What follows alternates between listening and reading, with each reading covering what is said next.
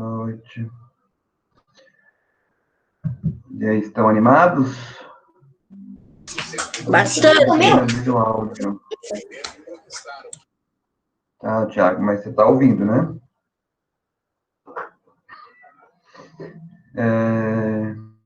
Então, novamente, neste dia, beleza, Thiago?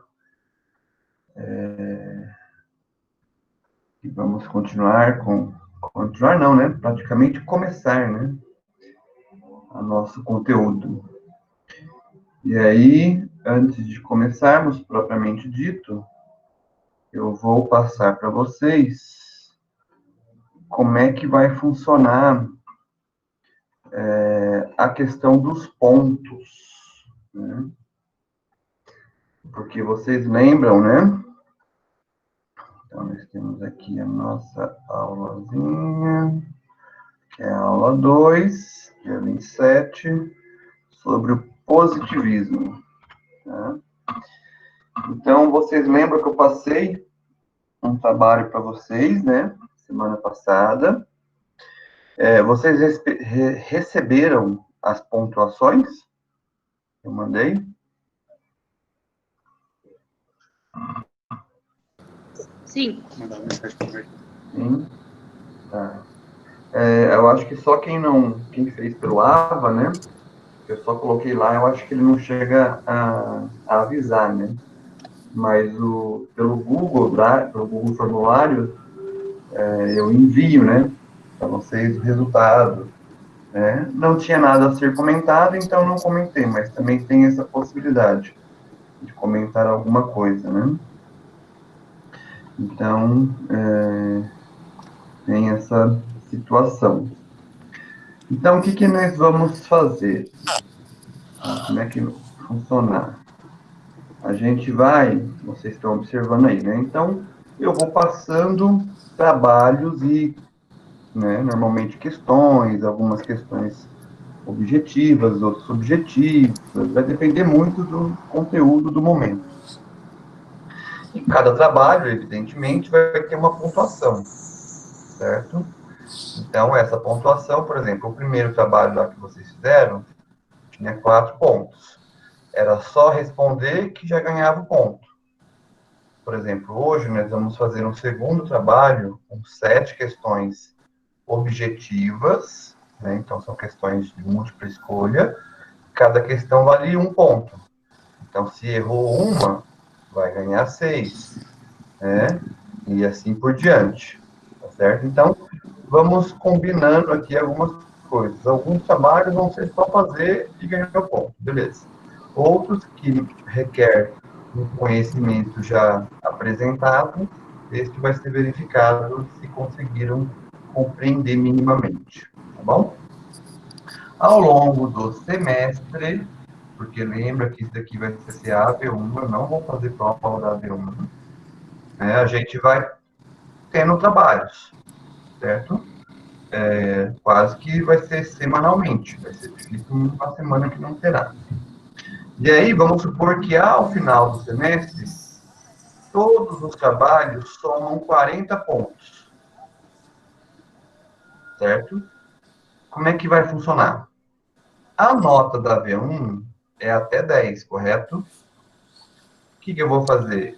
Se foi 40 pontos, eu vou pegar a nota da V1, que é 10, dividir pela quantidade de pontos, aqui no caso do exemplo, é o exemplo, não é certo, tá? Pode ser mais ou pode ser menos, 40 pontos, e cada ponto conquistado, então, vai valer 0,25. E aí, por exemplo, vamos pegar, coloquei um exemplo aqui, ó, um estudante, dentre esses 40 pontos, a pessoa foi lá e fez 30. 30 vezes 0,25, a nota dela vai ser 7,5. Tá? Então, esse que vai ser a, a condução da AV1, tá bom? Professor, eu não consegui participar do dia, mas tem a aula gravada. Como é que vai funcionar isso? Bom, vai funcionar num esquema mais ou menos que eu sempre fiz, que é a questão dos prazos, tá? Então, por exemplo, o trabalho de hoje tem até sábado para fazer sem prejuízo de ponto. Então, a pessoa que não participou hoje, por exemplo, a Edna já me avisou que não vai vir. Aí eu falei, Edna, beleza, né? Você assiste a aula depois, você faz o trabalho, e se você fizer até sábado, o que você conquistou de pontuação está ok. Se você fizer no domingo, né? Aí eu vou fazendo aquele esquema de descontar algumas coisas, né? Aí vai depender muito do trabalho e tudo mais, mas normalmente é 0,5 por semana, né? Ou 1 ponto por semana, vai depender, né? Isso aqui tem que depois desenvolver, mas tenha ciência, e eu aviso, né, durante o falo, você foi, né, teve o desconto de X ponto, né? Isso vai ser avisado, tranquilo, né? Então, esse é uma forma da gente trabalhar, tá? Então, que é uma questão de até ser justo com quem participou, com quem, né, se empenhou, né? Mas também é justo com alguma situação ou outra, né? Então, vai ter, normalmente sábado, vai ser sempre isso. Uma aula na quinta, então sempre vai ter até sábado para fazer, né? Então, quem não conseguiu frequentar a aula na quinta, terá até sábado para fazer sem prejuízo da nota. Ah, não consegui fazer até sábado, fiz 3 semanas depois. Não tem problema, faz, né? Ou não faz também, porque depende aqui, né, da pontuação, vocês têm essa consciência, né, que pode ter menos, mais, enfim, né, vai depender do andamento, do desempenho que vocês tenham interesse, e aí o ponto vai sendo descontado de acordo com as semanas, né? Aí no outro, fez até o outro sábado, então ele não vai descontar só 5. Se ela fez no outro domingo, aí vai somar, então 5, 0,5 mais 5, então desconta 1, e assim por diante. Tá certo? Alguma dúvida até aqui?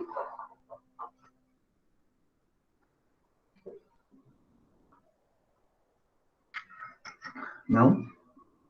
Então tá. Então vamos lá, vamos para a aula de hoje, que eu vou começar resgatando e continuando um pouco das questões que vocês já responderam. Então, o que eu fiz? Eu peguei, li, né, todas elas e duas delas me chamam muita atenção, né, do conteúdo e tudo mais, que eu quero trabalhar um pouco mais. A primeira é essa daqui, né, que é o serviço social é uma evolução da caridade. Então, eu pedi para vocês primeiro escrever sobre serviço social e caridade, né, essa diferença. E a pergunta era se o serviço social é uma evolução, né, é algo que vai desenvolver a partir da caridade. E aí eu identifiquei 3 tipos de respostas. Sim, não, e respostas que eu coloquei como sem definição. Né? A pessoa não se posicionou. Né? A maioria das respostas de não posicionamento nem foi uma questão, talvez nem tenha entendido um pouco a questão, tenha ficado um pouco confuso ou confusa, né, e tem essa... E aí não vi que é uma coisa assim, não me posicionei porque foi mais uma dificuldade, né? E aí, eu quero testar um recurso com vocês aqui, né? É uma coisa bem simples, mas é bem legalzinha, assim, sabe? Que é o seguinte, vocês vão entrar, né? Agora, não sei como é que vai ser quem está com o celular, se consegue, eu acho que consegue, né? Fazer ao mesmo tempo, né? Entrar no navegador, nesse endereço aqui, ó, www.mente.com, tá certo? Podem entrar, né? E aí vai aparecer lá para vocês digitarem um código, que é este código aqui. vão me dando um retorno, por favor, sobre quem conseguiu.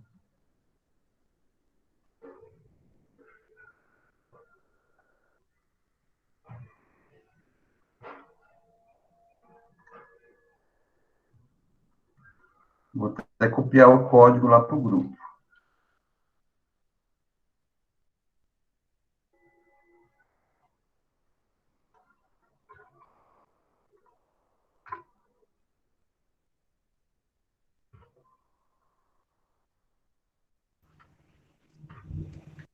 Ah, ele abriu aqui uma questão.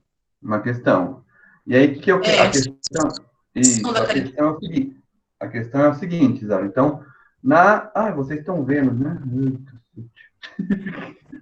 Não era para ver. A questão, deixa eu só tirar aqui. Ah, você colocou a resposta? Pode deixar. Deixa aí. Ainda bem que não virou. Então, assim, vocês vão entrar, e aí a questão é o seguinte, vocês viram que tem a possibilidade de sim, não e sem definição. Para vocês, né, vocês já viram, a gente já debateu a aula passada que, sim, tem uma, ou melhor, não tem uma evolução entre uma questão e outra, tá? Agora eu quero que vocês opinem, qual desses três foi mais frequente na turma? Vocês acham que a turma respondeu mais sim, é uma evolução? A turma, pense, ó, deixa eu ver quantas pessoas responderam. 19 pessoas, 19 respostas.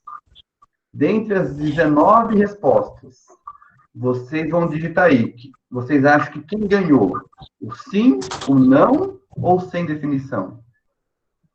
Aí vocês digitam aí. Enquanto isso, ó, eu vou entrar aqui. Estão conseguindo? A gente vai escrever sim ou não, ou sem definição? É isso? Isso mesmo. Porque ali no cantinho tem um número ali, 25. O que significa aquele número 25? Número 25? Deixa eu te mostrar aqui, ó. Tá vendo aqui? É a quantidade de caracteres que você pode... Tá. Então não tem nada a ver com a questão. Tá bom. Não só para entender. Aí, olha só.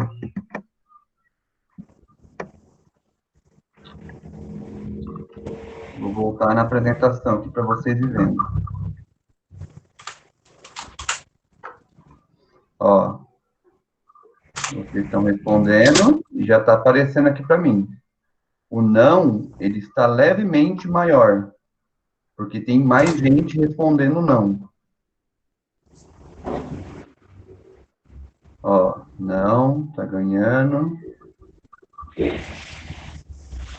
Não tá cada vez maior. Alguém colocou um não sentiu, aí deu um break aqui, mas tudo bem. Não tá ganhando. Professor, eu não estou conseguindo entrar, mas acho que é devido ao meu celular aqui. Pode responder por aqui? Tem celular. Na verdade, a brincadeira maior é para ver isso aqui mesmo. Beleza. Mas o que tá dando aí? O que tá aparecendo? Não, eu acho que é o meu celular, ele tá com o áudio ruim também, e aí, tipo, não tá aparecendo, tipo, não tá carregando, sabe? Não tá indo. Tá, então eu vou responder por você aqui, só pra gente brincar. Então. Tá. Vou só entrar. Todo mundo respondeu?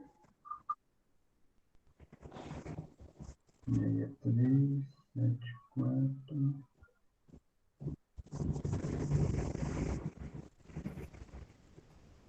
Eu não consegui, professor. Quem tá falando? É a Jennifer. Eu acho que a maioria respondeu não. Não?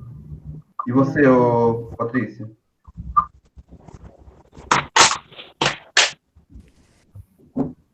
Não. Patrícia? Não, também. Não, também. Não, ó, tá vendo? Tá. Mais alguém? Tá com dificuldade, ou que já fez? Então, veja, ó. Isso daqui é um recurso que faz isso, ó. Vocês já vão... isso daqui é aquelas nuvens, sabe? Se eu colocar uma coisa, ela vai ficar menorzinha, né? Então, tem essas... Eu consigo responder de novo. É porque, como são só sim e não, ficou só bem simplesinho, né? Mas ele tem essa possibilidade de fazer essa...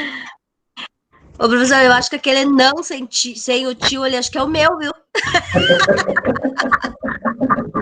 Não tem problema. Ó, vou colocar aqui, sem definição. Né? Vamos ver se ele vai... Então, aqui, ó, aqui embaixo também mostra, ó, 9 pessoas responderam. Então, nós estamos em 14, então tem gente aí que não respondeu. Né? Então, 9 pessoas responderam. Eu respondi, eu consegui responder, acho que 2 vezes aqui, vamos ver. Eu respondi, se apareceu a minha segunda resposta. Não tá... não, a minha segunda não apareceu, tá? Não ficou uma. Então, eu respondi uma, então 5 pessoas, 4 pessoas, né? Não responderam, né?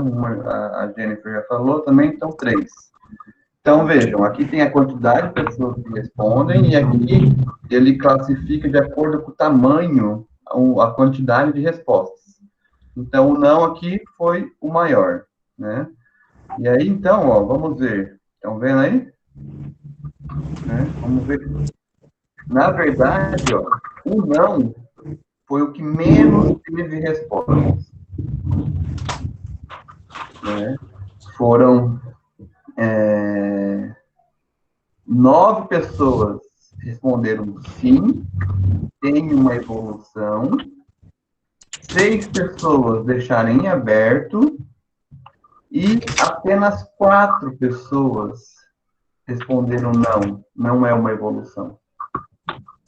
Né? Então, esse foi o cenário para a gente refletir, né?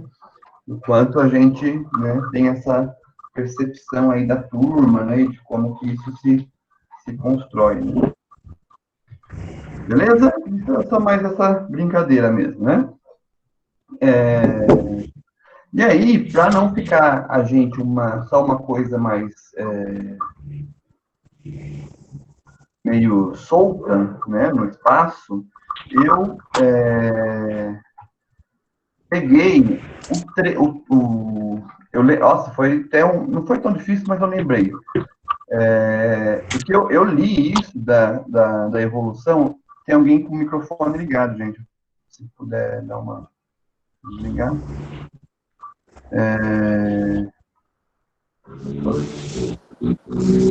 Barulho de carro, barulho de...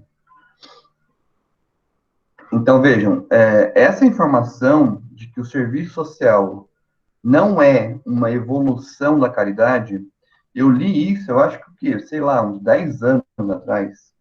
Aí eu falei, nossa, onde eu li isso? Aí fui, mais ou menos, né, por onde eu achei onde estaria, e achei no livro do Zé Paulo Neto, né, que é o livro Capitalismo, Monopolista e Serviço Social. Depois eu mostro aí para vocês a capinha, né. E aí, nesse livro, vocês estão vendo aí, né, na página 69, né, tem aqui, ó, a emergência do serviço social como profissão. E olha o que ele vai falar. É somente na intercorrência do conjunto de processos econômicos, sociopolíticos e teóricos culturais que tangenciamos nas sessões precedentes que se instaura o espaço histórico-social que possibilita a emergência do serviço social. O que é isso? Ele está falando lá daquele tripé que eu falei na aula passada. Ele está falando, então, de uma das pontas desse tripé, que é exatamente o espaço. né? O espaço que é a partir do Estado, tá certo? Então, esse que é o espaço que ele está falando, tá certo? Que é uma das pontas do tripé. Continuando. Sem a consideração deste marco específico, a análise da história do serviço social perde concreção, né? Você fica sem ser algo concreto e acaba por transformar-se numa crônica, essencialmente historiográfica e linear, né? Ele perde a questão de concretude da sua história e se torna uma coisa historiográfica, é contar uma historinha, né? Que começou assim, depois assado, blá, blá, blá, blá, blá, né? Primeiro era a caridade, aí veio a igreja, aí não sei o que lá, não sei o que lá, e aí veio o serviço social, né? E a história não é esse processo, né, linear, esterilizado, né? Aí ele vai continuar, ó. Esta crônica, então, agora vai começar a fazer algumas críticas a esta crônica. Geralmente rica em informações acerca do itinerário que leva dos intentos de racionalização da assistência, né, ó, racionalização da assistência, a partir da segunda metade do século XIX, a criação dos primeiros cursos do serviço social. Então, normalmente, quem conta essa historinha aí, né, da caronchinha, né, da historinha mais linear, ela normalmente é cheia de rica de informações, né, com bastante detalhes, que vai desde o processo de racionalização, que a assistência era assim, era assado, e aí vieram até os cursos de serviço social, tá certo? Esse processo está predominantemente assentado numa tese simples, né? Então, qual que é a tese sobre a qual está fundada essa história mais linear? Ela está a constituição da profissão seria a resultante de um processo cumulativo, né? Um processo que vai se acumulando ao longo dos anos, cujo ponto de arranque, né, de partida, estaria na organização da filantropia, e cuja culminação, né, o final, se localizaria na gradual incorporação, pelas atividades filantrópicas já organizadas, de parâmetros teóricos científicos e no afinamento de um instrumental operativo de natureza técnica. Em suma, das protoformas, né, as primeiras formas do serviço social, a este, enquanto profissão, o evolver como que se desenharia um contínuo, né? Então, é uma história que seria evolutiva, né? Então, o que o Neto está falando? Esta crônica, então, ele está fazendo uma crítica a esta crônica. Ele está ponderando que esta crônica, ela tem uma tese simples. Qual é a tese simples? De que ela vai se acumulando ao longo dos anos. Continuando, que o melhor está por vir. A tese, inscrita, ora, em análises ingênuas, então, ó, já vai alfinetar, né? Então, essa tese aí que ele está descrevendo está inscrita em análises ingênuas. Ora, em investigações mais pretensiosas, comparece em autores que se situam nas posições teóricas e ideológicas mais diferentes. Então, várias pessoas fazem isso. O que lhe confere uma aura de prestigioso consenso, né? Então, isso ganha um certo prestígio, né? Sua debilidade, agora eu acho que vai vir as pauladas. Sua debilidade, para além do traço mecanicista, né, que exibe com evidência maior ou menor, é indiscutível. Então, então, ó, agora ele vai trazer o que é mais frágil desse processo. O que é frágil nessa ideia? Mostra-se inepta para dar conta de um elemento central do processo sobre o qual se debruça. o fundamento que legitima a profissionalidade, do serviço social. Em face dessa questão axial, né, é uma questão central, questão de valor, a solução recorrente é a de atribuir esse suporte especialmente ao sistema de saber que passa a informar o serviço social. Quem entendeu esse trecho, levanta a mão agora, né? Percebe que eu falei para vocês, né, que o Zé Paulo, ele é uma leitura complexa, né? Mas vamos continuar, porque aqui não teve nada de essencial ainda para a gente. Vale dizer, a legitimação profissional é localizada no embasamento teórico. O que permanece intangível para esta angulação, aqui que é o principal, ó, né? A gente tá, O que permanece intangível, ou seja, sem conseguir compreender para esta angulação, para esse tema, para essas pessoas que fazem essa crônica, é precisamente o que, ao nosso juízo? Constitui o efetivo fundamento profissional do serviço social. Então, ó, agora que ele vai falar o que é o efetivo fundamento profissional do serviço social, de onde surge, é o quê?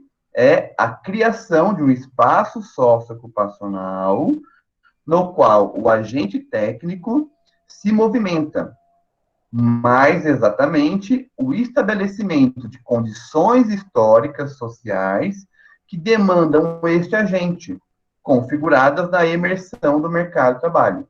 Então, aqui ele coloca o segundo tripé, a segunda parte do tripé, né? Que é exatamente o quê? As condições históricas que demandam este agente, que é a questão social. Então, nós vimos o primeiro, que é o espaço, que é o Estado, a questão social, que é o conflito entre capital e trabalho, e aí, por óbvio, né, a continuação da força de trabalho. Continuando. É óbvio que a generalização e a persistência da angulação tradicional, serviço social tradicional, né, o serviço social tradicional é o início da nossa conversa. A gente vocês terminaram com o serviço social tradicional, na ementa, pelo menos, né, como foi a disciplina, tem várias nuances e cada um tem a sua particularidade. Mas a gente parte dessa superação do serviço social tradicional, que é, inclusive, a partir do quê? Do positivismo, né, que a gente vai entrar. Então, continuando, né, a que nos referimos sinaliza mais que um equívoco analítico de muitos autores que com ela se solidarizam. Acreditamos que sua base está um componente que factual recebe um tratamento que enviesa. Então, ele está falando que tem um processo enviesado. Qual é? Trata-se da relação de continuidade que efetivamente existe entre o serviço social profissional e as formas filantrópicas e assistenciais desenvolvidas desde a emergência da sociedade burguesa. Então, percebem que ele está falando que esse entendimento, né, de que essa continuidade, ela é uma percepção enviesada e insuficiente, né? Está equivocada. Mais para frente ele deixa um pouco mais claro, talvez isso. Vamos ver aqui. Esta relação é inegável, em realidade muito complexa de um lado, muito complexa. De um lado, compreende o universo ideopolítico e teórico-cultural que se apresenta no pensamento conservador. De outro, envolve modalidades de intervenção característica do caritivismo, ambos os veios cobrindo igualmente a assistência organizada e o serviço social. Sobretudo, a relação de continuidade adquire uma visibilidade muito grande, porque é uma instituição que desempenha crucial nos dois ângulos. Eu só fiz até aqui. Bom, mas enfim, o Neto, vocês viram, não é uma leitura simples, né? Precisa de um tempo, né? E não como... Eu só queria mostrar para vocês de onde sai essa crítica e quais os fundamentos dessa, né, dessa realidade ali da característica que faz exatamente e mostra que não há um processo de continuidade, né, da assistência social organizada sendo a base para o serviço social, né? Então, esse que é o ponto. Beleza? Alguma dúvida até aqui? Isso é só a introdução, tá? Da nossa matéria. Ainda estamos aquecendo. Essa é só... Leandro, esse livro você pode mandar em PDF para a gente dar uma recapitulada? Porque você mandou aquele sobre a ditadura, né? Aí eu até verifiquei, abri aqui para ver se mas é outro livro que você está falando, Neto. É esse daqui. Então, se você tiver ele em PDF... Tenho. Por favor, obrigada. Mano, sim. Se eu esquecer, você me lembra, por favor. Então, tá. Agora, então, vamos para a segunda pergunta. Então, essa era a primeira pergunta que eu fiz lá para vocês semana passada. Tá? Então, agora a gente vai trabalhar aqui a segunda pergunta. Né? Então, a segunda qual que era? Né? Que eu também achei interessante a gente refletir um pouco. A segunda era qual sua avaliação sobre o papel das ações da igreja, né, no surgimento do serviço social. E aí eu também categorizei algumas respostas, tá? São essas daqui, né? E eu identifiquei 4 principais tipos de respostas. Eu encontrei, né, que o papel da igreja era da caridade, era da doutrina, era de preparar os trabalhadores para se adequarem ao capitalismo, tá? Resumi aqui, tá? Mas isso que era o preparar para os trabalhadores. A força de trabalho, que é as damas de caridade, e questões também vagas, né? Que eu chamei de vagas, sem definição, qualquer uma resposta vaga, que não está nenhuma dessas 4 aí em cima, tá? Bom, o que a gente vai fazer? Novamente, vamos brincar com esse negocinho. Então, vocês vão entrar aí de novo. Eu juro que é a última, tá, gente? Que eu nunca usei isso. Aí hoje, dessa vez, deu certinho de usar 2 vezes. Eu falei, não, eu vou ter que usar.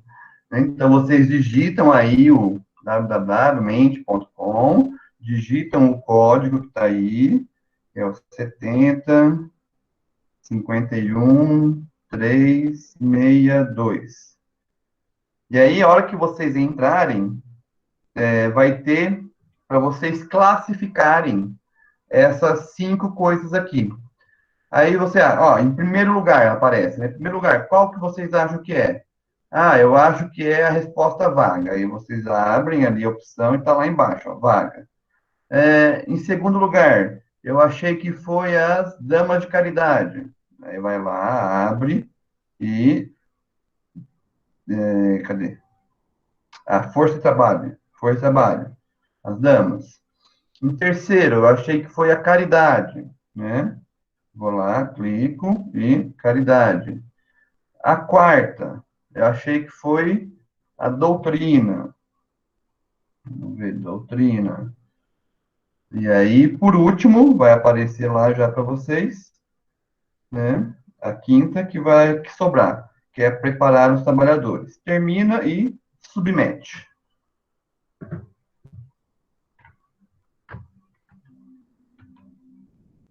Enquanto isso, eu vou abrindo aqui.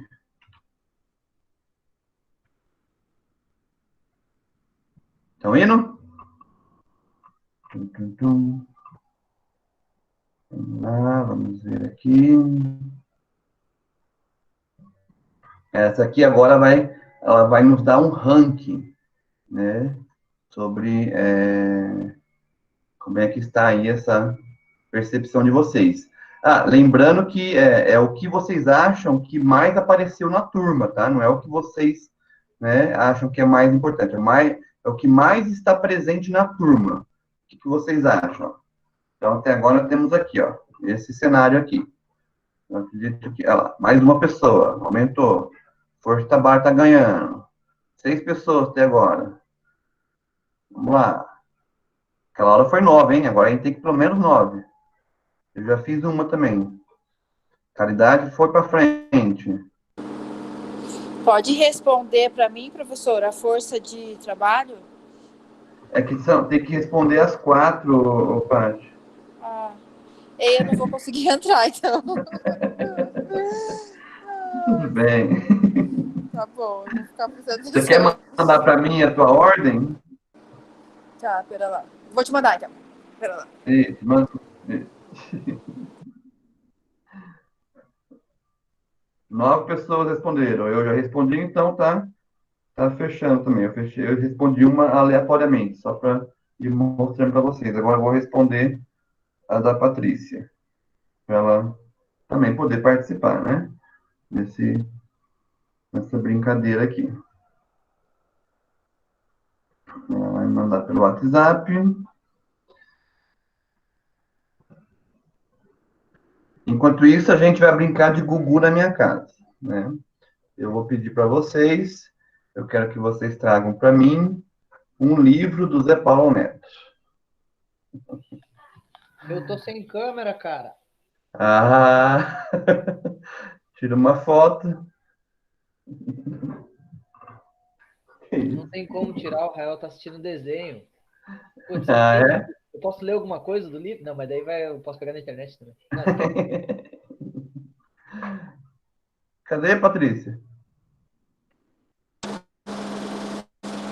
Tô tentando aqui, pera lá. Manda pro meu WhatsApp, você entendeu, né?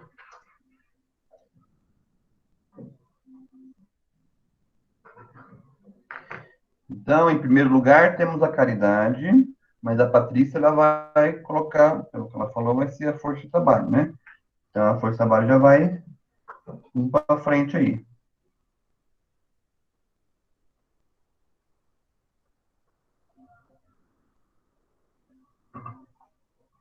Enquanto isso, o Thiago e o Josnei vão cantar uma música.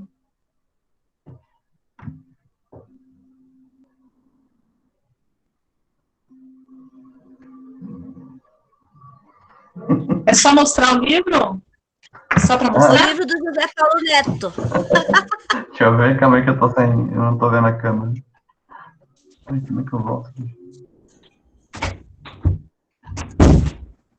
Você vai ler? E daí você vai aprender? Ah, Não. muito bem. Agora, Pronto? pronto. A Patrícia mandou. Vamos ver aqui.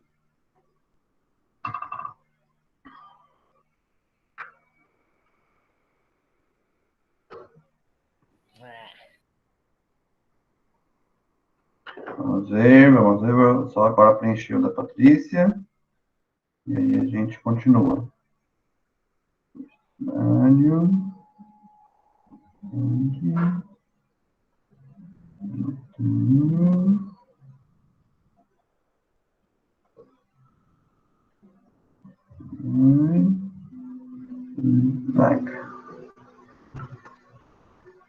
Foi. Só aumentou um pouco, que a força Não mais, tô mas... conseguindo entrar lá.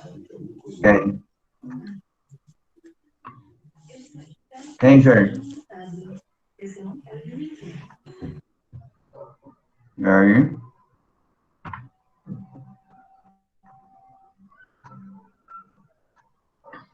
Tava com outra pessoa, né, Jair?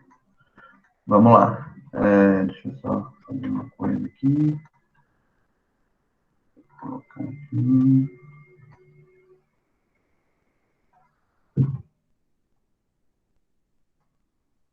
Estão vendo aí?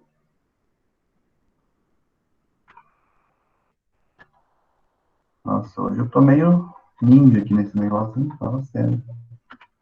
Então, ó, esse foi o resultado de vocês, aqui do lado da imagem, né? Então, primeiro lugar foi caridade, segundo força de trabalho, terceiro doutrina, quarto, preparar trabalhadores, bem próximo aqui, e quinto, uma resposta vaga. Então, ó, o último lugar foi força de trabalho. Vou começar pelo último. Uhum. Então, vejam, dentre as respostas que vocês deram na semana passada, só teve uma que falou sobre força de trabalho.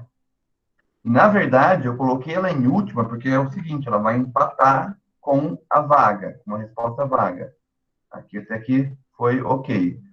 Mas a única vez que apareceu que das damas de caridade, né, a igreja oferecendo as damas de caridade, foi ainda numa resposta que a pessoa colocou praticamente todos. Né? A pessoa conseguiu falar da caridade, da força de trabalho, da doutrina e de preparação. Né? O restante sempre falava ou de um ou do outro.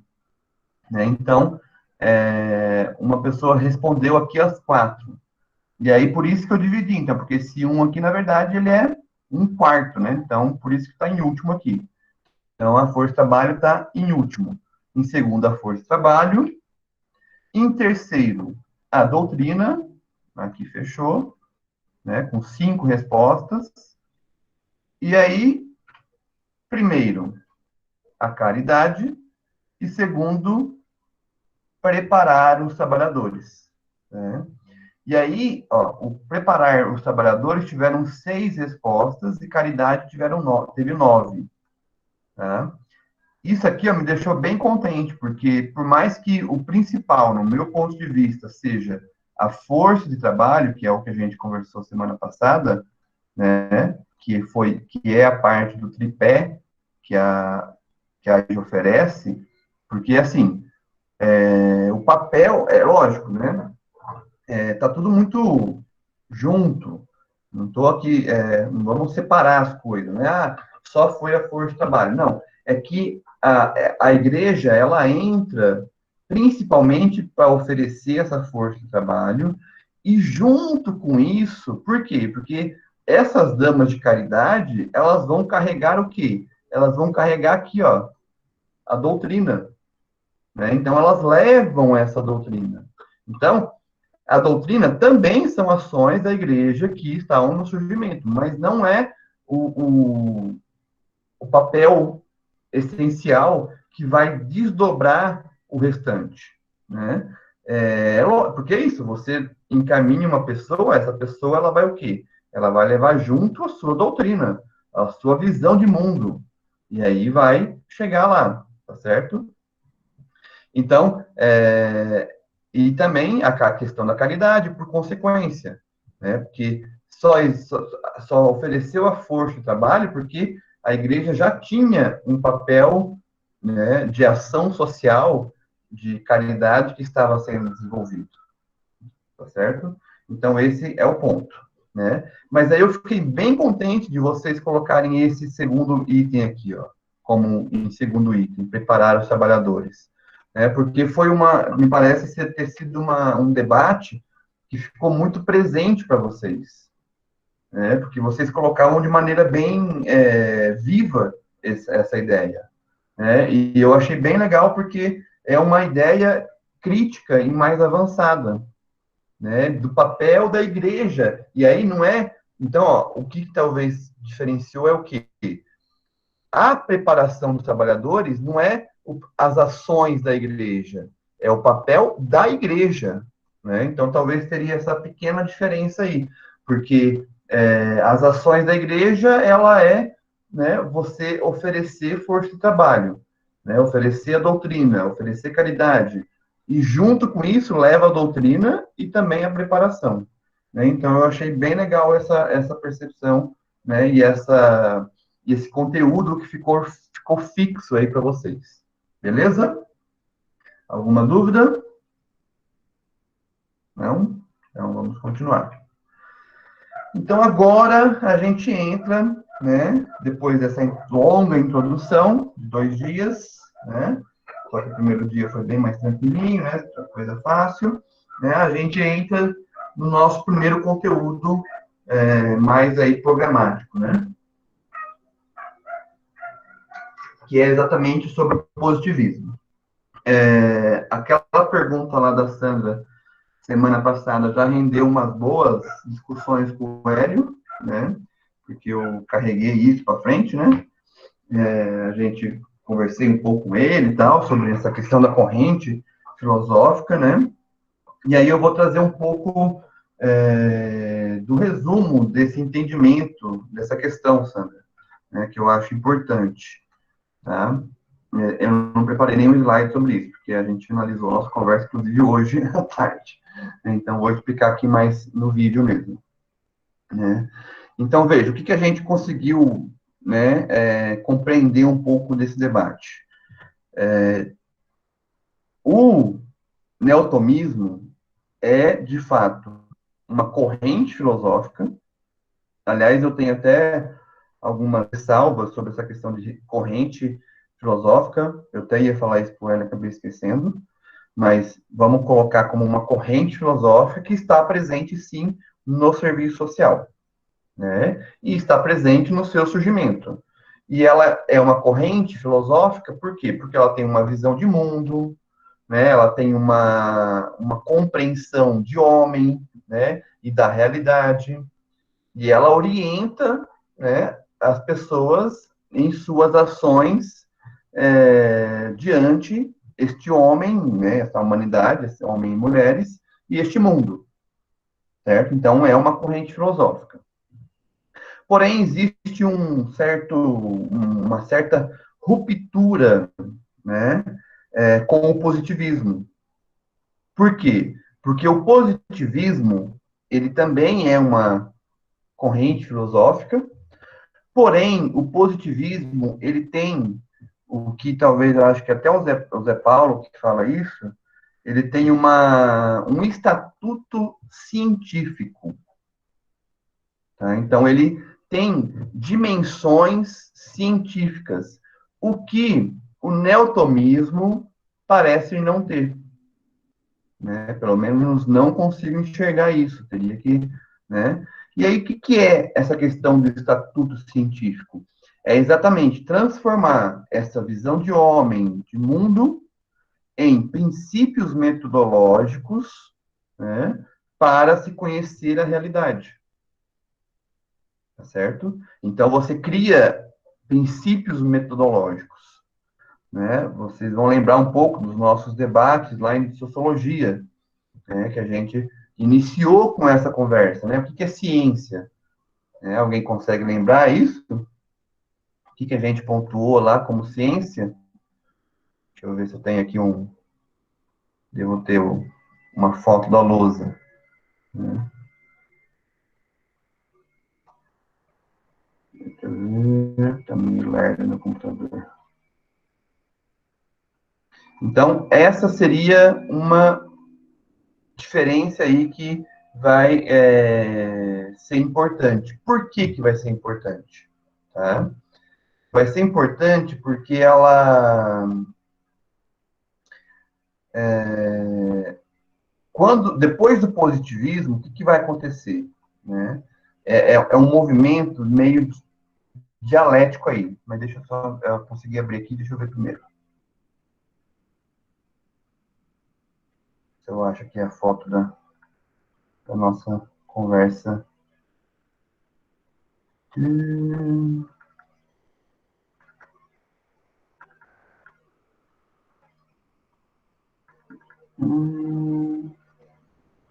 Eu tenho que começar a escrever na lousa, quando a gente voltar na lousa, evidentemente, né?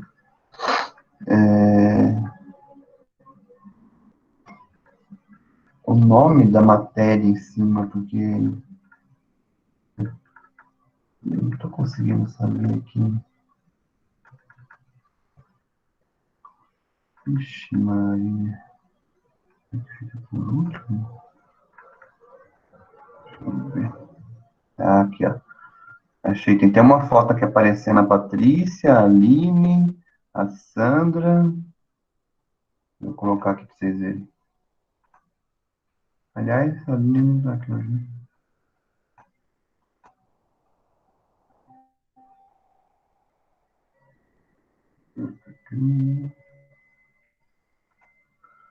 Estão vendo? Ah, mas essa aqui é uma das últimas aulas nossas, né? Eu que era de...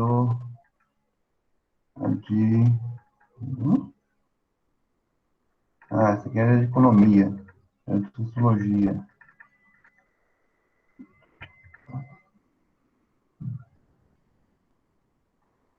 Acho que é esse aqui, ó. Critérios da verdade, ciência comum, preconceito, ideologia e relativismo.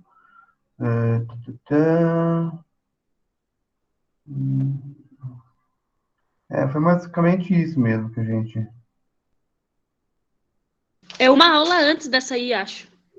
Uma aula antes?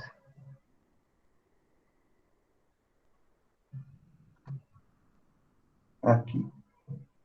Aqui, ó. Fundamentos de Sociologia. Ciência e Verdade. Isso mesmo. Obrigado.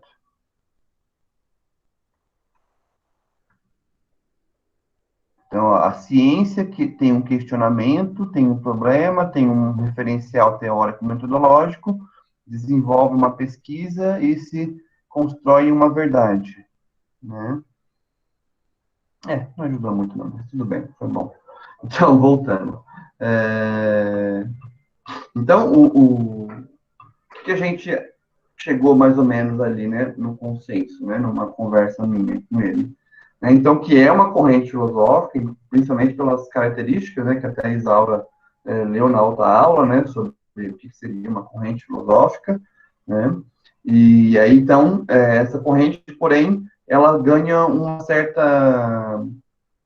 Ela não tem um estatuto de ciência, né, então, o que isso vai acontecer, né? Eu já vou trazer um pouco dessa ideia do positivismo para vocês, tá?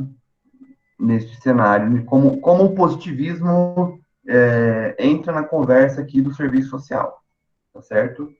Bom, então, nós tínhamos lá o serviço social tradicional, né? O serviço social tradicional, que é o serviço social com base no neotomismo, tá? Neotomismo. Então, esse que dá base para o serviço social tradicional.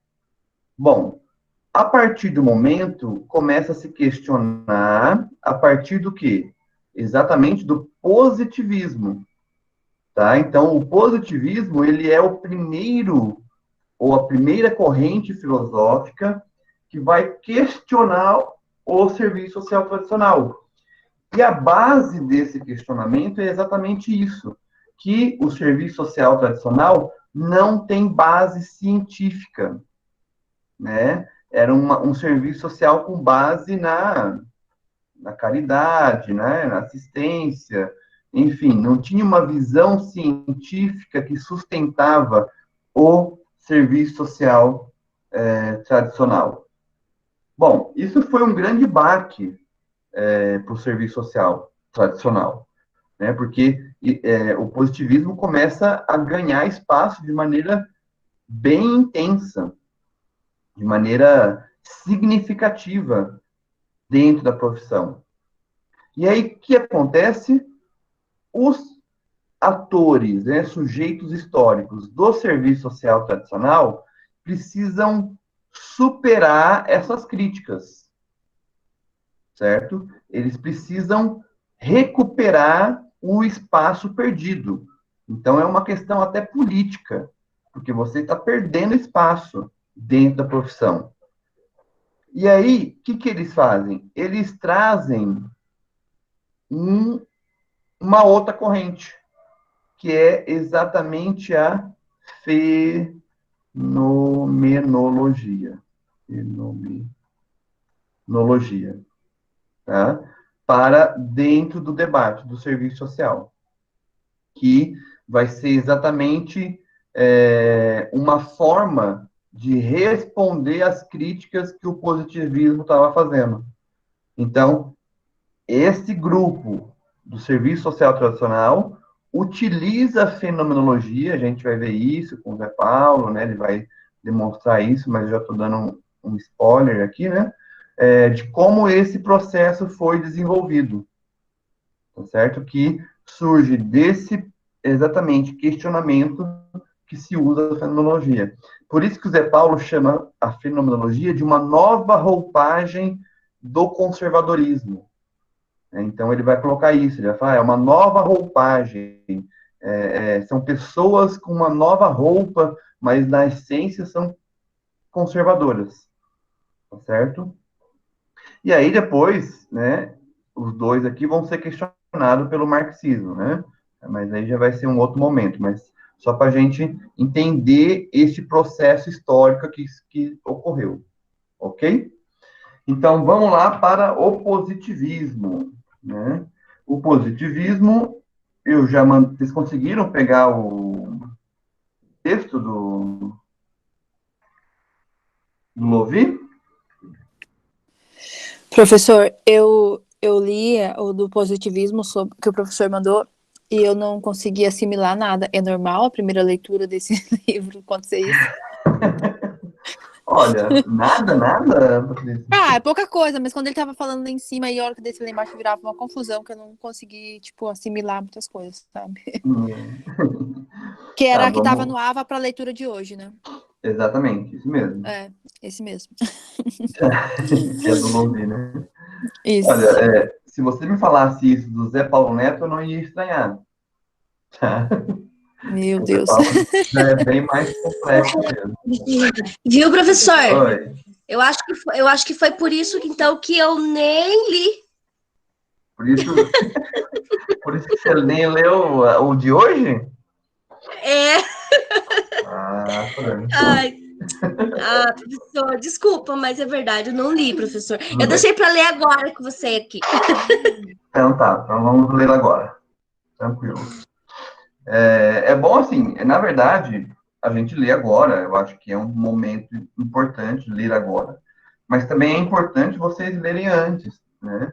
Por mais que isso a Patrícia falou, li, mas não entendi. Ok, mas vai ser já não vai ser algo novo, né? Não vai ser mais estranho, porque a gente vem aqui, você vai olhar o texto e fala, não, eu já pelo menos naveguei ali por esse mar, então eu já consigo minimamente já ir localizando, né? Já tem um pouco mais de familiaridade. Se eu perguntar uma palavra, por exemplo, alguma coisa que tem no texto, a Patrícia ou quem leu já vai ter essa percepção. Mas quem não teve nenhum contato não vai ter.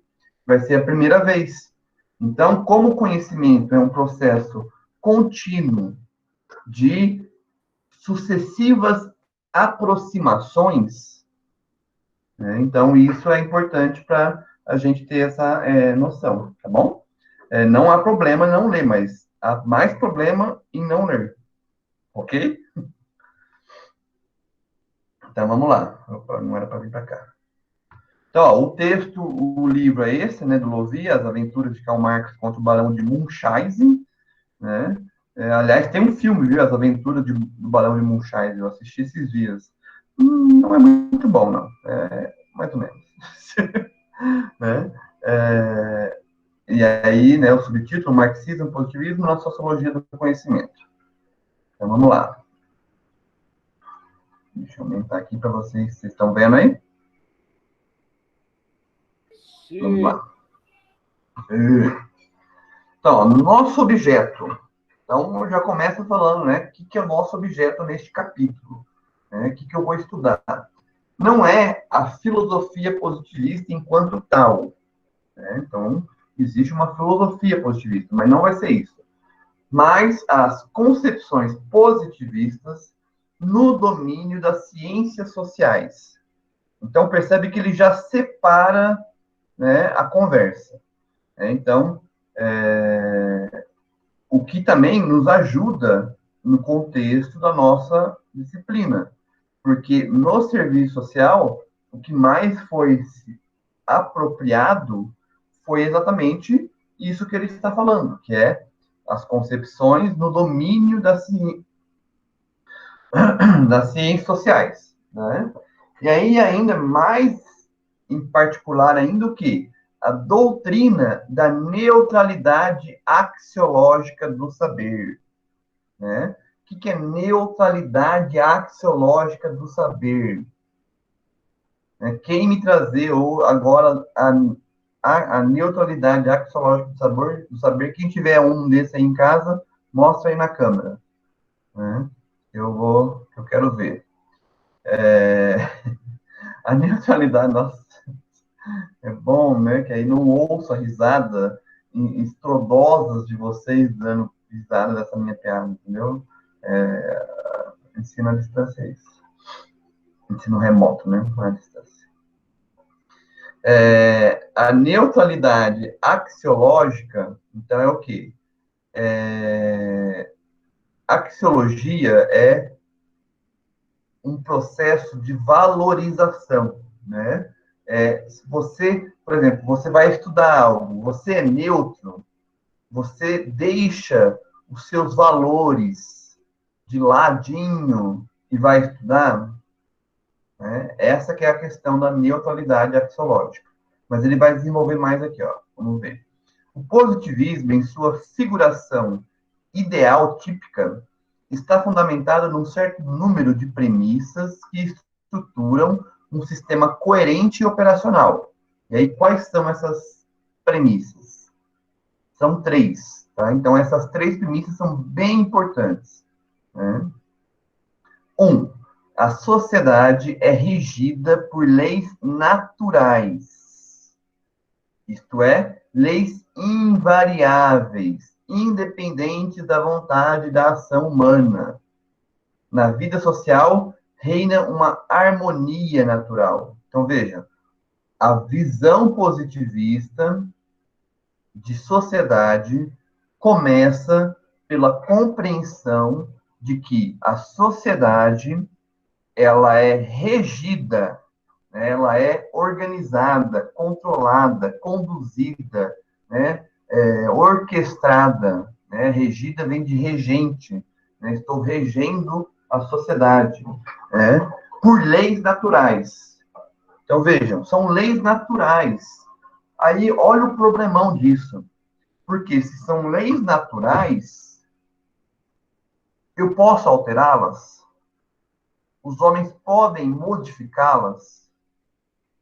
Não, porque são leis naturais, né? Enquanto o neotomismo vai falar que são leis o quê?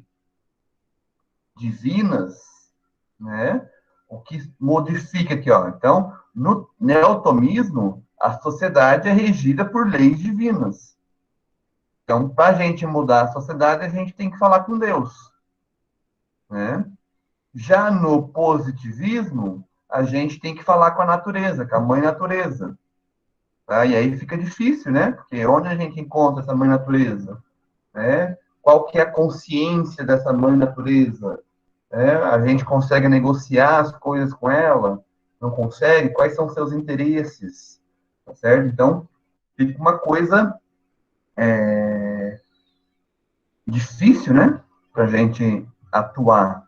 Então, essas leis naturais, elas é igual a, vamos pegar, né? Uma lei natural, que é essencial para a nossa sobrevivência, né? Que é a lei da gravidade. Então, a lei da gravidade é uma lei física natural. A gente consegue alterar e romper essa lei? Não, né? Ela existe independente da nossa vontade. Independente da nossa vontade. Tá certo? Então, esse é o primeiro princípio. 2. A sociedade pode, portanto, ser epistemologicamente assimilada pela natureza e ser estudada pelos mesmos métodos. Desmarches. Desmarches é a palavra francesa de método, né? Optamos por utilizar a palavra Desmarches no original francês, o uso relativamente corrente no Brasil. O sentido aproximado aqui usado é o método, modo de evolução, trajetória, é o Desmarches.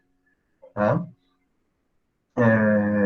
E processos, aliás, o Lovie é francês, né? Então, daí se explica muita coisa desse termo. E processos empregados pelas ciências da natureza. Então, vejam, uma coisa é consequência da outra. se a sociedade é regida por leis naturais, certo? Portanto, qual o método ou a démarche que eu utilizo para conhecer essas leis naturais? Eu utilizo o mesmo método das ciências naturais, tá? Isso é o que a gente vai chamar, a gente não, várias pessoas aí, de unidade epistemológica.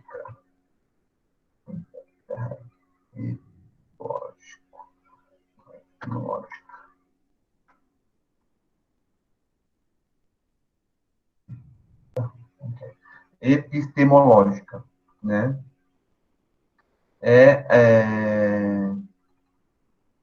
Vou aumentar aqui para ficar maiorzinho.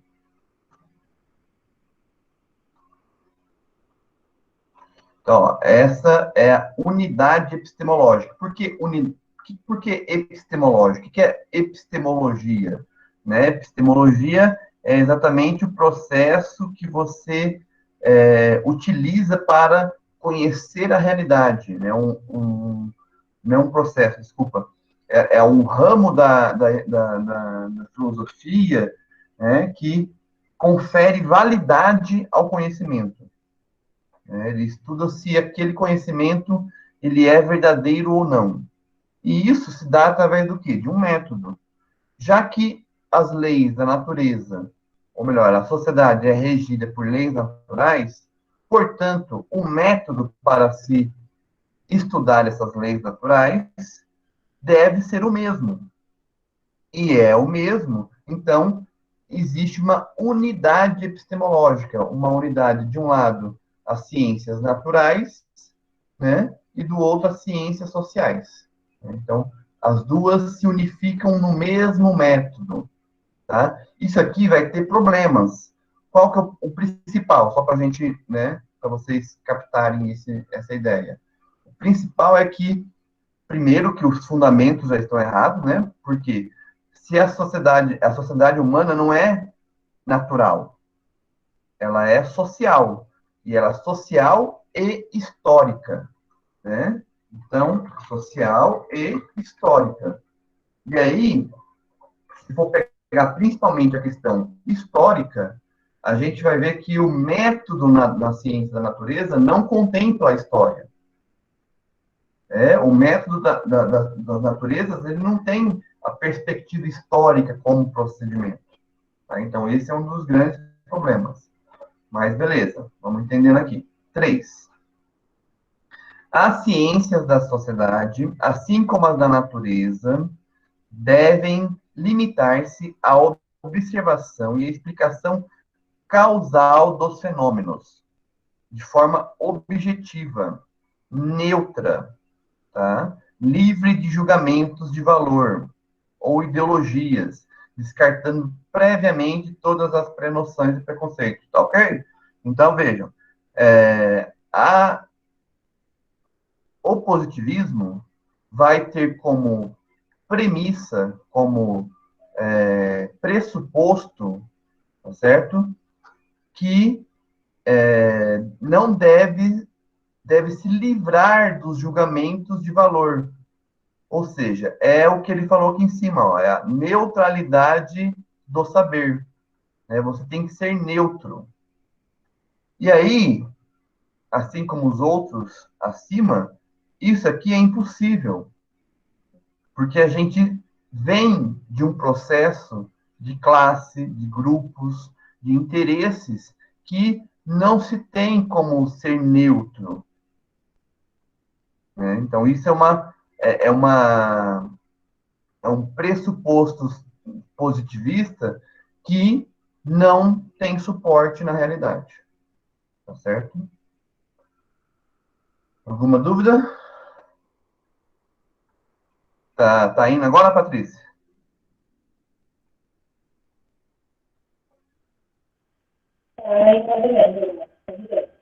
Não entendi nada. Oi? som ficou bem ruim.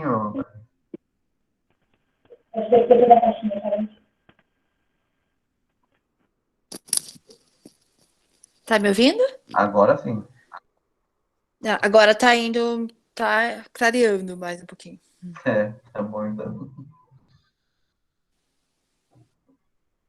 E o restante tá tudo silêncio? Professor, Oi. você deu ali um exemplo aqui no neotomismo, refere-se às leis divinas, né? No positivismo, a mãe natureza, e no neotomismo, o que seria? Na No fenomenologia, neotomismo perdão. Na fenomenologia. Como? Fenomenologia? Isso. A fenomenologia, ela vai muito no sentido, as leis naturais, ela vai individualizar Individualizar? essas leis. Oi? Individualizar. É isso. Salvo alguma lapso de memória meu, mas é mais ou menos isso. Ela vai trazer que a sociedade, ela é... Não, acho que não é indivíduo. Ela vai trazer muito na questão da organização das ideias, né? Que as ideias seriam o processo de... A sociedade, ela é regida pelo plano das ideias. Eu acho que é mais por aí. Então, organização ou planos das ideias, né? Isso. Ok, obrigada. Nada, boa pergunta. Leandro, Oi. você me permite fazer uma colocação? Claro. Estava ouvindo você, e aí eu estava relacionando tudo que você está falando aí com um aprendizado que eu tive na faculdade de pedagogia, que talvez fique assim, dentro de uma prática educativa, mas acho que tem tudo a ver com a área social também, né? Porque o positivismo, como ele defende a ideia de que conhecimento científico é a única forma de conhecimento verdadeiro, né? Então, não é possível a mudança, né? É aquilo, a gente viu isso na questão, por exemplo, falando-se da educação, por exemplo, na questão da história da educação. As crianças, antigamente, elas tinham as creches, né? Não existia uma metodologia de ensino, metas a se alcançar com essas crianças. Era apenas o cuidar. Então, existia essa concepção do positivismo. Né? Eu lembro que a gente trabalhou muito isso e fizemos trabalhos a respeito, e, assim, é uma compreensão que ficou muito clara com essa praxis, né, que a gente conseguia ver. E aí, depois do positivismo, né, já indo um pouco mais adiante, que tem a ver também com a questão social, que é a questão crítica, né, histórica crítica, tem um professor muito conhecido, que é o Demirval Saviano, você certamente deve conhecê-lo, né, lá da Unicamp, lá de São Paulo, né, ele escreveu diversos livros sobre a pedagogia histórico-crítica, que vem para uma vertente de evolução do positivismo, né, onde ele defende os 5 passos da educação, da prática de ensino, que aí acho que talvez você pode linkar com a questão social, que esses 5 passos, eles são a prática social inicial, a problematização, a instrumentalização, a catarse e a prática social. Então, assim, o método, né, de como essa evolução acontece. E, nossa, foi tão legal, eu consegui me lembrar disso lá atrás agora, e não sei se talvez com os colegas, né, de repente fica mais claro, talvez, porque isso, quando você entende que o positivismo defende essa questão da ciência por si só, ela responde a tudo, e é assim, nasceu assim, vai ser assim. No caso da criança, não existia uma evolução. Se nasceu, ela tinha que aprender sozinha. E hoje não, a gente sabe. Hoje eu trabalho na educação infantil e a gente tem toda uma metodologia em cartilhas, existe um currículo da educação infantil, mas a gente tem que seguir os passos, os métodos, para que a criança tenha essa evolução gradativa, para quando chegar na área da alfabetização, ela tenha tido um avanço e esteja preparada para esse nível. E eu achei tão legal resgatar isso, e aí eu queria compartilhar com todos, que eu acho que Legal.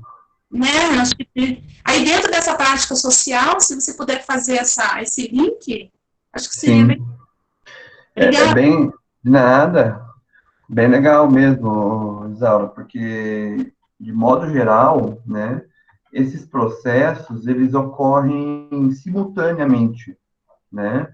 Porque, vejam, o serviço social, a educação, a psicologia, a sociologia, a antropologia, as áreas profissionais de conhecimento de ciências humanas, elas, via de regra, né, elas estão no mesmo contexto de produção do conhecimento, né? Então, elas vão sendo influenciadas pelos mesmos processos, né? Claro, com uma diferença aqui, outra ali, algumas particularidades, né? Evidentemente, mas o sentido geral, então, do mesmo jeito que o serviço social é impactado por esse processo do positivismo, a educação também foi, as outras áreas também foram, as ciências sociais também foi. Então, é uma coisa que vai tendo disseminação por todas as áreas, né? O Zé Paulo também vai trazer um pouco isso no livro, né? Porque ele vai falar, acho que um pouco da educação. Aliás, o meu TCC e o meu mestrado também trouxe um pouco isso, né? Eu resgatei do meu TCC. Eu faço exatamente isso, um ponto de convergência entre o serviço social e a educação. E aí eu vou trazendo esse processo histórico e vou linkando essas coisas, as mesmas coisas. Então, eu estou falando isso, mas está até escrito, né? Eu escrevi isso no meu TCC, né? Exatamente dessas conexões gerais, né? Do serviço social. E aí, o último passo, mais recente, né, na década de 70, 80 principalmente, a gente tem, exatamente até pela abertura democrática após a ditadura, né, a gente tem uma grande influência do marxismo, tanto no serviço social quanto na educação. E aí, essas coisas vão se conectando, e aí, né, isso que você falou, né, da prática social, né, vai se relacionando. Tanto que a gente vai ver lá, quando a gente chegar no último conteúdo da nossa disciplina, vai ser exatamente isso. Vai ser exatamente esse processo da Yamamoto, do método de BH, tudo isso trazendo à tona, né, de como o marxismo foi se configurando na prática, né, do assistente social e também do educador, de modo geral, né? É bem interessante. Mas vamos lá, então?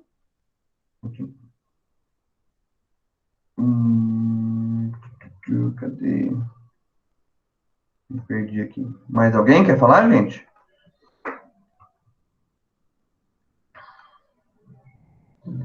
Então, não, opa, não é aqui.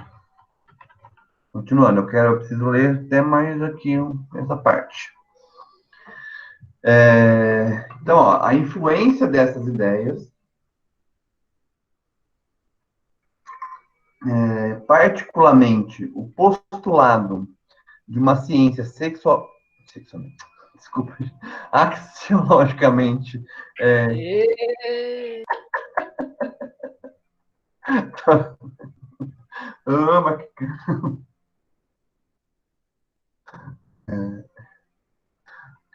Aqui.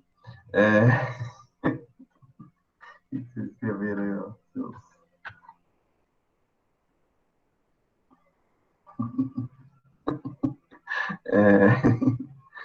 Vamos lá. Então, axiologicamente neutra, ultrapassa o quadro do positivismo no sentido estrito e se manifesta, pelo menos em parte, em outros consideravelmente afastados do positivismo, como, por exemplo, o Weber, né? Lembra do Weber? Né? Então, e até mesmo no seio do marxismo.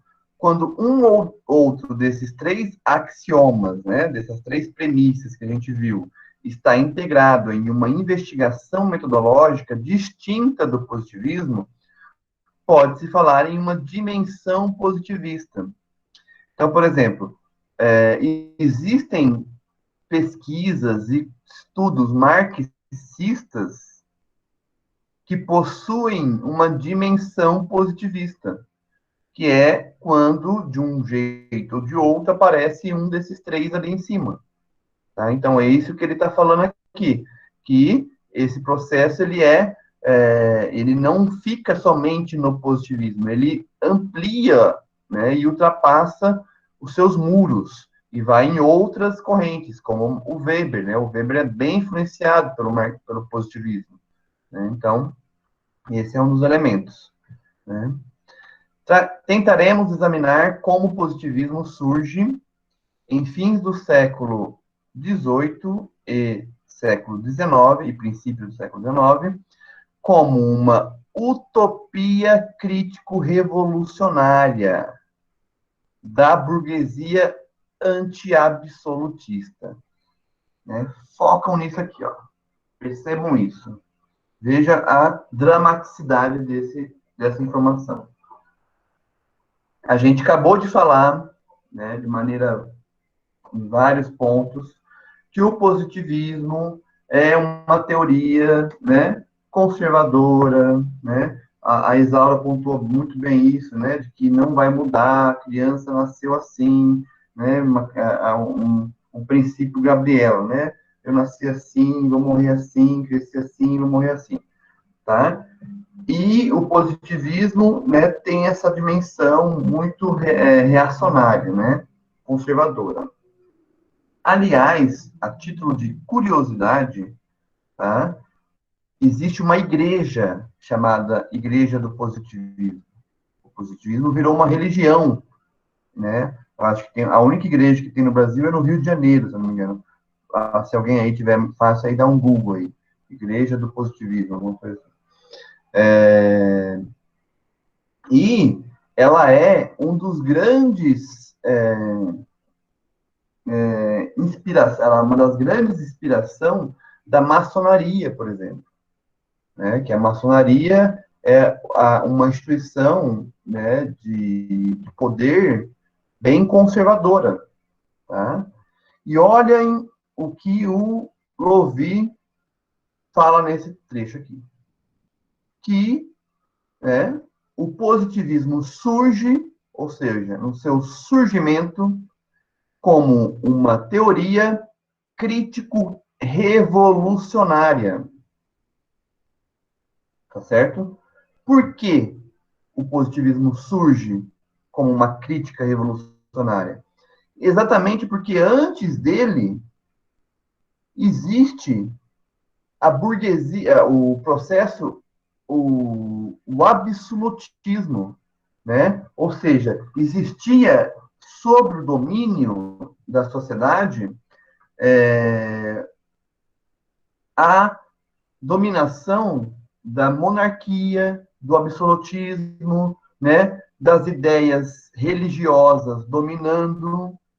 Qualquer coincidência não é mera semelhança, né? Porque, vejam, se do mesmo jeito, ó, o positivismo, então, surge aqui no serviço social, criticando como uma crítica revolucionária ao serviço social tradicional, ao neotomismo. E assim foi ele, de modo geral, também, na sociedade. Ele fez isso também. Né? Ó, ele torna-se ele surge como uma crítica da burguesia, né? Então, a burguesia criticando o anti-absolutismo, né? O absolutismo, desculpa. Para tornar-se, no decorrer do século XIX até os nossos dias, uma ideologia conservadora, identificada com a ordem. Então, o que o Lovi vai examinar é este processo. Como é que surge e transforma de uma revolução para um processo de conservação. Tá? Esta mudança de cor do positivismo não deixa de lembrar o que Marx assinalava sobre a economia política. Vocês lembram da economia que a gente trabalhou?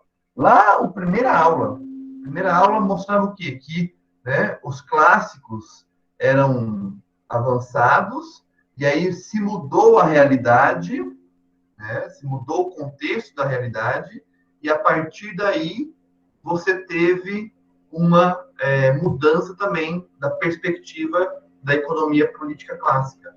Então vejam que como as coisas são tudo muito interligadas, né? Tudo muito o mesmo processo, ou com muitos pontos de intersecção. Né? Continuando. Alguém pode ler um pouquinho aqui? Para dar uma descansada, por isso que eu estou falando as coisas erradas, já deu cansaço aqui. Porque assim, só para explicar, eu vou acabar esse trecho aqui, tá? E como as questões de hoje, elas são objetivas, né? Eu já vou terminar essa parte e vocês, a gente já encerra a aula. Né? Vocês entram aí no link, né? Se quiserem preencher agora ou não, então ficam a critério de vocês até sábado, né? Mas aí a gente já encerra a aula hoje e vocês vão fazer o trabalho. Se você quiser dar um zoom, eu leio lá. Só não sei se está escutando muito alto aí. Tá bem baixo hoje, eu tenho. Então não vai dar boa. Esse é o meu microfone que é muito ruim, cara. Quem quer ler, então? Posso ler, Leandro? Manda abraço. O axioma, é a partir dali? Isso. O axioma da neutralidade valorativa das ciências sociais conduz, logicamente, o positivismo a negar, ou melhor, a ignorar o condicionamento histórico-social do conhecimento. A própria questão da relação entre conhecimento científico e classes sociais geralmente não é colocada. É uma problemática que escapa ao campo conceitual e teórico do positivismo. Ele só analisa os fundamentos sociais do pensamento pré-científico, pensamento mágico, etc. Mas a própria ciência social, nele aparece soberanamente livre de vínculos sociais.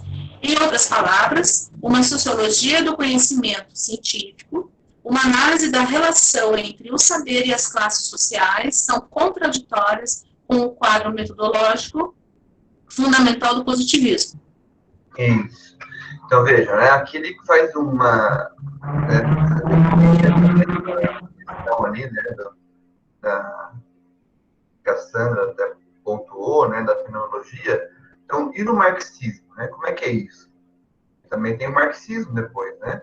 Então, as leis, o marxismo ele vai ter uma compreensão muito vinculada, né, com a questão das classes sociais. Né? Então, cadê a classe? Aqui.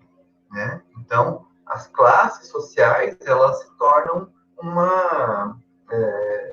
um elemento importante na compreensão da ciência marxista.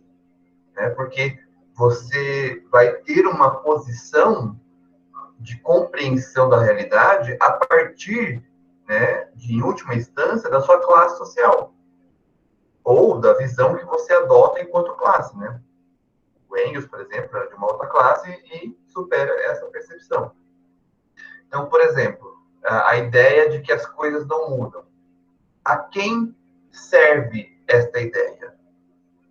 A quem está no poder. Né? Porque ninguém que está no poder quer que as coisas mudem. E aí você difundir uma ideia científica de que as coisas não mudam é extremamente condizente com o seu projeto de poder e de sociedade. Né? Porque se você começa a falar, não, nós temos que mudar a vida, você vai fazer, já dá um tiro no pé. Então, o local que você está dentro dessa construção, ela é muito importante, né? Esse vínculo social do pesquisador.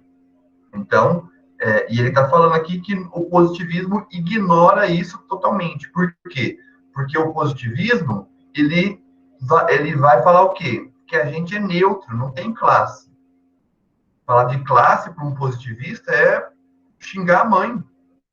Né? Tipo, nossa, né, como assim? Não existe uma classe social que vai conduzir com a minha percepção de realidade e de conhecimento. Por quê? Porque o conhecimento é neutro. Então, isso é uma das relações, né, importantes que, ao longo aí da disciplina, a gente, inclusive, vai tocar em alguns momentos. Né? Esse aqui eu leio, pode já. Obrigado, Isabel. Para compreender a significação específica, eu só estou lendo porque já dei uma descansada. Tá? Para compreender a significação específica e as implicações da doutrina positivista sobre a objetividade e neutralidade científica e social, é preciso examinar, por um lado, a sua gênese histórica e o seu desenvolvimento, por outro, a sua relação com o conjunto da problemática positivista enquanto visão de mundo coerente, da qual essa doutrina é apenas um aspecto. O mesmo é válido para as outras duas correntes que iremos discutir. Será abordado sob o ângulo histórico. Então, ó, resumindo aqui a ópera, né? O que a gente conclui, né, de todas essas duas páginas? Aliás, essas duas páginas, elas resumem bem o que nós precisamos estudar do positivismo, viu? Vai ser, acho que na próxima, eu vou ter que até ver aqui se a gente lê essa próxima ou não. Mas aí eu aviso vocês, tá? Eu tô achando que já tá avançando a hora e eu quero terminar logo. Senão a gente fica muito tempo. Né? Então, ó, então, esses três princípios são muito importantes da gente assimilar, a gente entender, compreender, tá? Que é uma base de leis naturais, epistemologia unificada das ciências, né, como uma unidade epistemológica e neutralidade.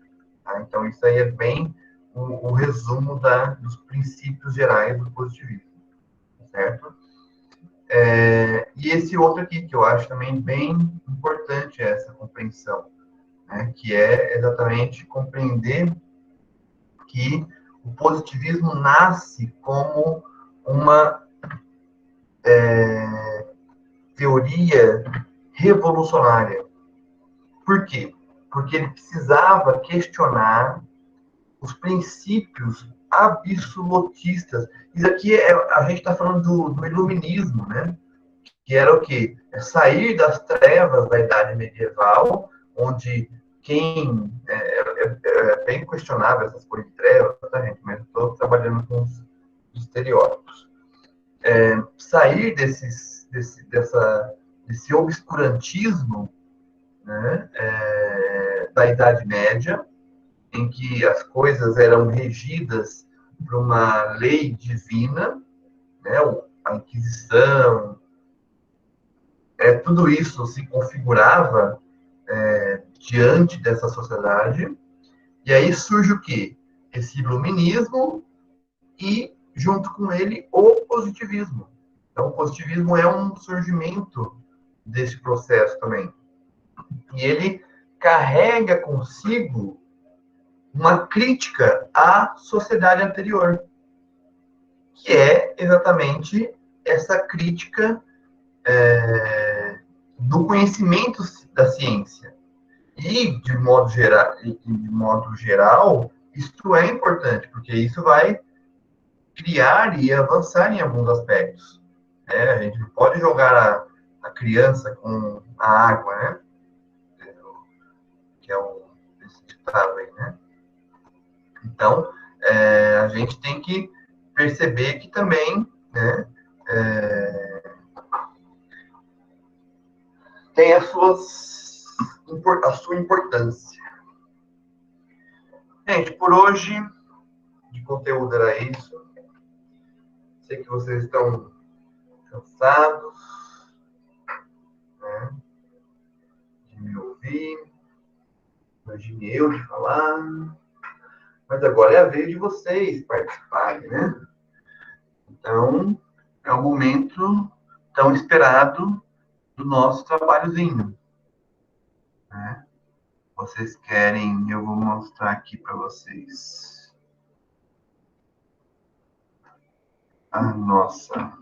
nosso QR Code bonitinho, né?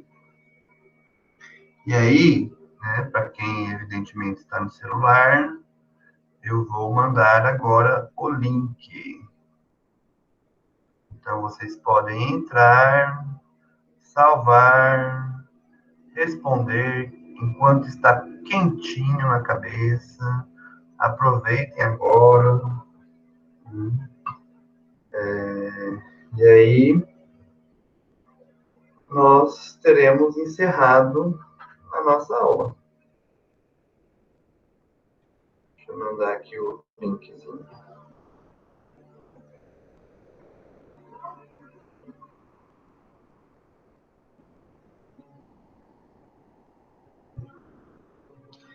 E aí, essas questões a gente vai debater na próxima aula.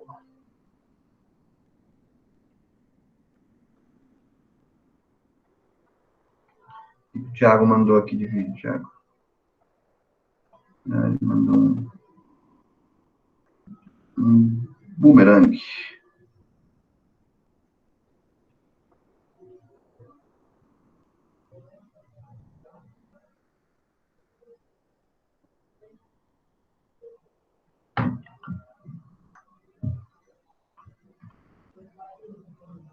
E aí?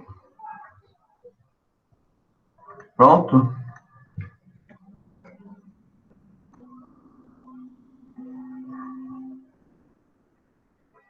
Gente, não, é um de cada vez para falar, não precisa